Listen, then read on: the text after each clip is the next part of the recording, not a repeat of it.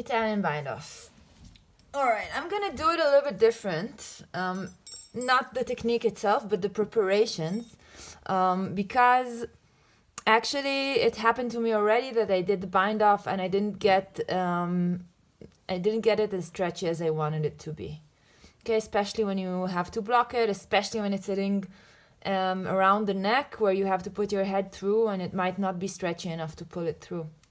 So the preparation that I'm doing is actually, first of all, I'm gonna move all the stitches to a waist yarn. Okay, so it's like a lifeline, but I'm actually taking them all off into the thread.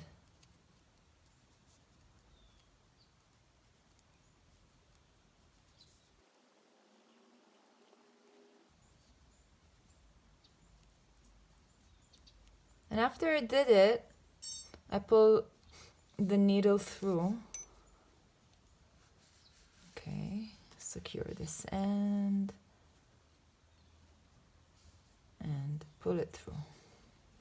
Okay, and you see if I pull it, of course, it will be less tight and then I can also open it. So if you need to pass your head through, go ahead and do it. And you see, this is how it's the most stretched now. Okay, and I don't want to ruin this kind of gauge, you can call it, or stretchiness.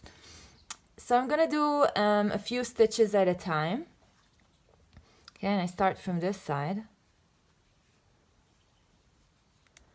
And actually I'm gonna go with a DPN, and if you can go down a few sizes on the DPN so that everything is easy and you don't ruin what you just did. So I go with a DPN, and it's a bit more messy than just the normal one, but it makes so much more, like you're so much more secure. Otherwise you have to open the whole thing up and it's really not so nice to open it. Okay, so I keep this stretchiness as it is, and then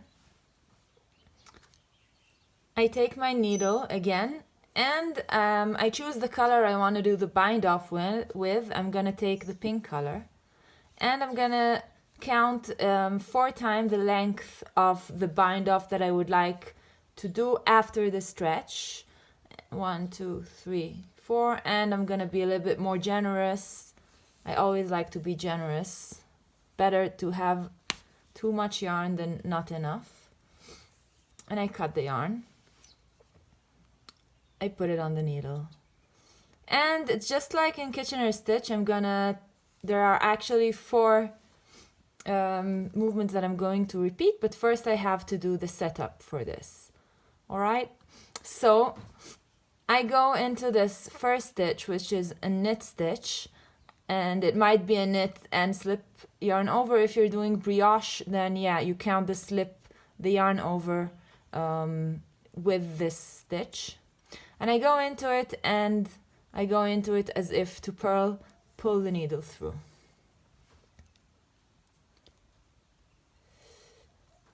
And then I have this purl stitch here in the green. And actually I go from behind like this, so I'll do it slow now. Pull the yarn, and then I go into the stitch as if to knit.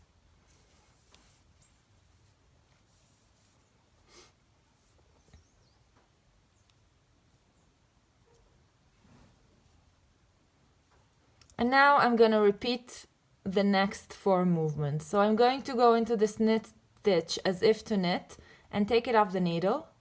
And then I'm gonna go to the next knit stitch, so I skip this purl stitch and I go into this next knit stitch as if to purl, and I pull the yarn through, make sure that it goes neat, and I pull it as much as I need to by the stretch of this yarn. And the next movement is that I go into this purl stitch as if to purl, and I take it off, and then I go from behind the needle and go into this next purl stitch as if to knit. So I did it now, it's the shortcut. So if I do it the long way, I just go from behind through in between the 2 stitches, and then I go into this purl stitch as if to knit. And then go as if to knit into, and I repeat these 4 movements now. So into the knit stitch, go as if to knit, take it off the needle, into the next knit stitch, I skip the purl and I go as if to purl through the knit stitch, and in this case also the yarn over.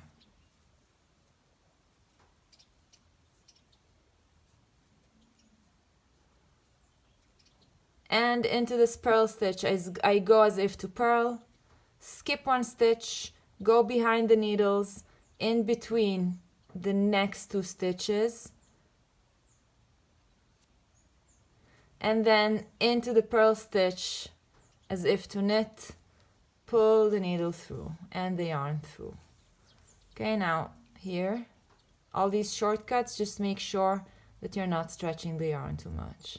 And then again, go as if to knit, take off the needle, go as if to purl, skip 1, go as if to purl, through the knit stitches, pull the yarn,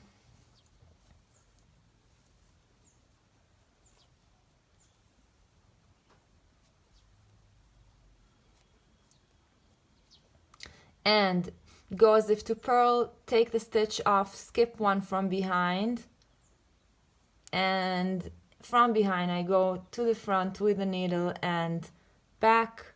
Okay, this is a tricky one, so I'm just gonna do it the long way. Pull the needle out from the 2 stitches and then go from the front to the back as if to knit through this purl stitch. And I actually repeat these 4 movements again. So knit wise, take off, purl wise, pull through.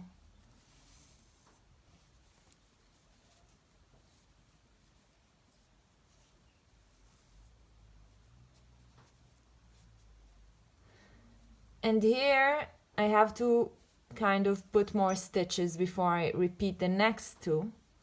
So just make sure that you have all of them. So I go back into this lifeline thread and I just put all the stitches that are on it, on the thread, on the needle. And it depends on you how much you want to put at a time. But this is actually quite nice because this thread is indicating when it's not as stretched as you would like it to be. You see, and I already have it kind of stretchy here. So I keep on going, repeating the 4 movements. So if I have a purl, that's my first stitch, I go into it as if to purl. And then from behind the needle, go in between the next 2 stitches and go into the purl stitch as if to knit.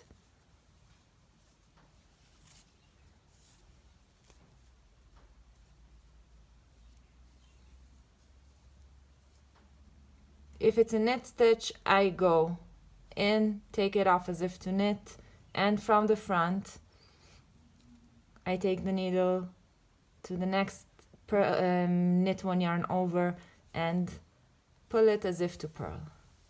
Okay, so I'm gonna repeat these 4 movements all the way until the end, and I'll meet you there. Okay, so I've reached to the last few stitches.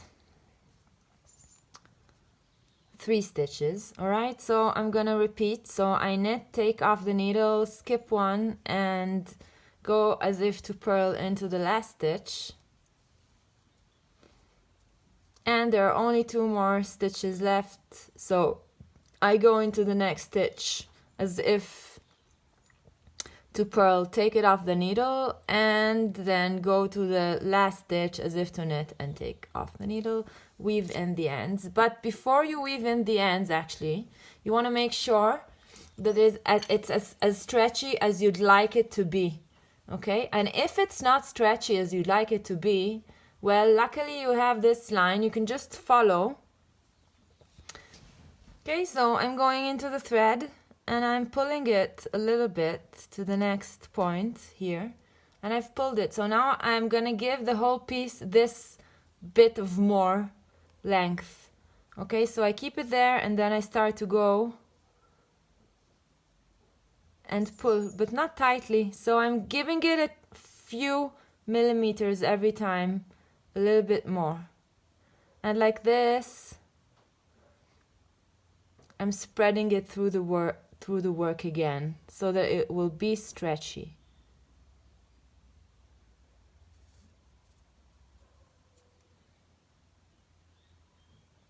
And now like this, you don't have to open the whole thing, you don't have to put the stitches back on the needle.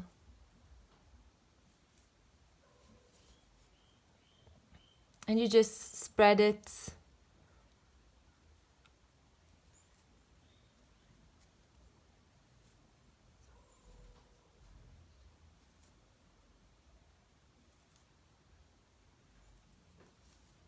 through the work.